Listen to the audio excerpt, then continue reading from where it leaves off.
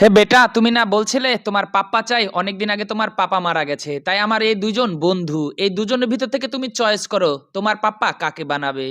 এই ছোট্ট মেয়েটি প্রথমে এক মগ জল নিয়ে সেই পাশের লোকটিকে ঢেলে দিল। সে স্বাভাবিকভাবে মনে করলো সমস্যা নেই, আরে বাচ্চা মানুষ তো এই দুষ্টু একটু আর তুমি করবেই, এতে সমস্যা নেই, এটা স্বাভাবিক বিষয়, শুকায় যাবে, এটা নিয়ে রাগ করার দরকার নেই। ছোট্ট মেয়েটা পরবর্তীতে সেই সবুজ শার্ট গায়ে দেওয়ালা ছেলেটার গায়ে দিল।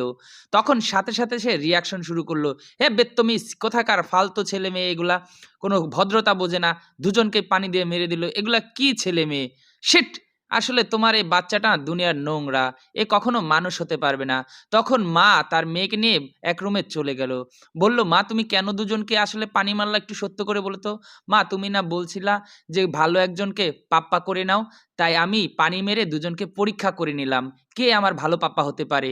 মা যার গায়ে প্রথমে পানি দিয়েছি সে দেখছো কখনো রাগ করেনি, আর সবুজ টি শার্ট আলা গায়ে দেওয়া ছেলেটা দেখছো কতটা বকাবাজি করেছে, ওই লোকটা কখনোই ভালো হতে পারে না। তুমি আগের ছেলেটাকে বিয়ে করে নাও, উনি পাপ্পা হিসেবে খুব ভালো ছেলে হবে। এই কথা শুনে মা বুঝতে পারলো আসলে মেয়েটার সঠিক সিদ্ধান্ত নিয়েছে।